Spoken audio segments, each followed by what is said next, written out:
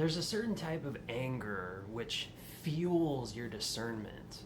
You know, it's like a sharp clarity um, that rejects something that's wrong. One of my favorite quotes from Tibetan Buddhist literature is that anger and malice are the sharpness of the mirror-like wisdom. That anger is a part of discernment. You know, people that don't get angry at all, these people, they don't have clear boundaries, you know? Even if you don't act on your anger, even if you don't, you know, want to hurl abuse at somebody, there's a certain amount of anger that you can harness, which gives rise to knowledge. It's quite a natural reaction. You know, we have all these wrathful deities in Tibetan Buddhism. They're said to remove obstacles and protect the truth. The truth has to be demarcated by boundaries. We have to say that this is right and this is not right. And in doing that, our own discernment, our own clarity grows. However, you know, there's this lingering toxicity, and you see it all over the internet, that I think just kind of becomes a basic mode of people's awareness. And they don't even really realize it, you know? It's like the anger just kind of consumes you, you know? It's like that Nietzsche quote, be careful when you do battle with monsters that you don't become a monster yourself. And we are dealing with monsters here in samsara, in the matrix, in the world here. I think it's actually one of the most crucial points of Tantra, of Tibetan Buddhism especially, is to not reject anything that's going on in the psyche, but actually to look at it impartially, you know, in meditation, to examine the contents of your psyche and say, okay, this faculty of my psyche is like this and it does that. This other faculty of my psyche is like this and it does that. But I think just in general, the distractions and the technology and the day-to-day stuff, it kind of compounds on itself and it makes us foggy and dull. You know, it's hard for us to really get the time and the space to be alone like I am right now and analyze our psyche so we can become more familiar with it. A lot of my friends, you know, people who are on the fringes of the internet, because that's where I've always kind of resided, because I'm very interested in understanding myself and my psyche, like a lot of you are, interested in understanding reality in its fullness and not in just what the common mind, common consensus says. You look at this part of reality, but no further. You know what I mean? People like this, because we dwell in regions of the society and of the unconscious mind that most people don't dwell in and don't dare to explore. People like us, I think we kind of become more susceptible to, okay, let's call it wrathful wisdom, or just wrath in general.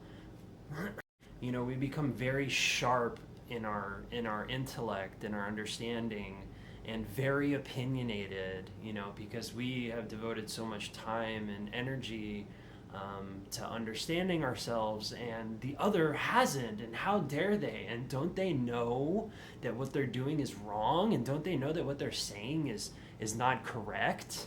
You know, this kind of left versus right dichotomy that's been going on is an example of this. You know, people kind of reflect the reality in a particular way, and they kind of align with one another and form into, you know, we've seen like little circles on the internet and in society that are often defined relative to one another, you know. So it's like that dependent origination thing, like the left and the right kind of causally define themselves relative to another. So there's this like built up, you know, sharpness of the intellect, which then becomes actual grudges against one another that's like solid, and it seems like it's intractable. But really, if we examine it, it's not hatred. This common trope of saying that people who have very strong political or religious opinions, or very strong opinions about things that are taboo, are somehow fixated on hatred. They just want to hurt other people. I think that's not only is that wrong, I think that's kind of like something on the part of the Matrix, which is trying to protect itself. Like it's making it taboo, pushing it over here, and trying to draw people back into the safe space, right? But really, like I'm saying, if you really take a step back, and you should always do this. This is exactly the skill that you develop in meditation, is to have a platform of spaciousness, and the phenomena in your psyche.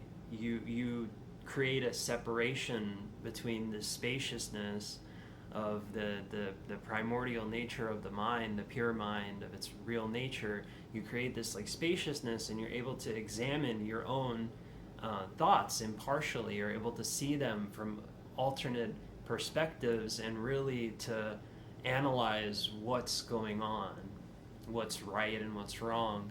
And I think that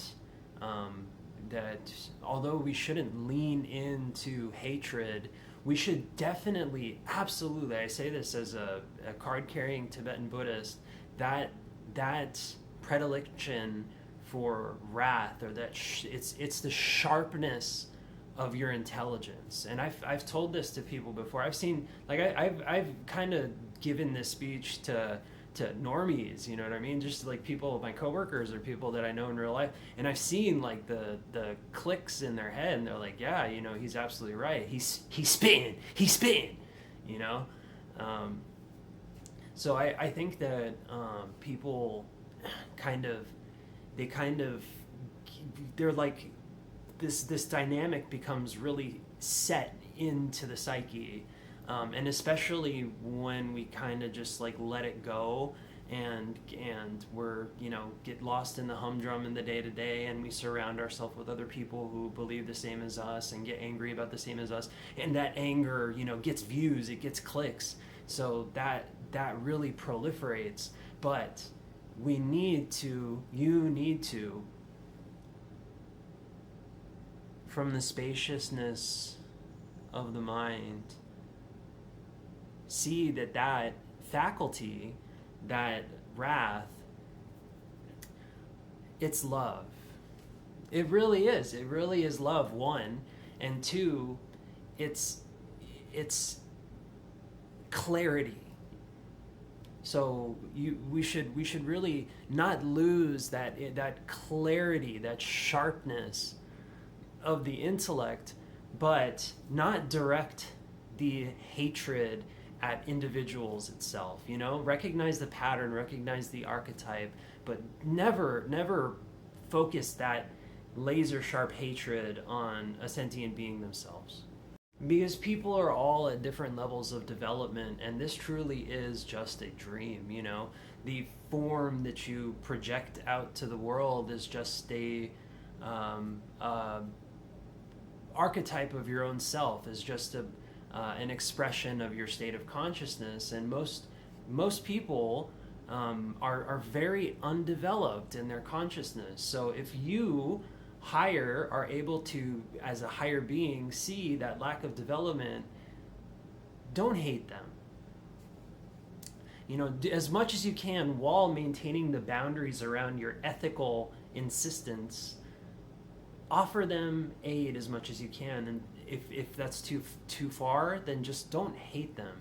And by the way, if you do this and you learn to abide in the spaciousness of your mind, you will develop even more high consciousness and see things even more clearly and have even more realizations about the fundamental Buddha nature of your psyche.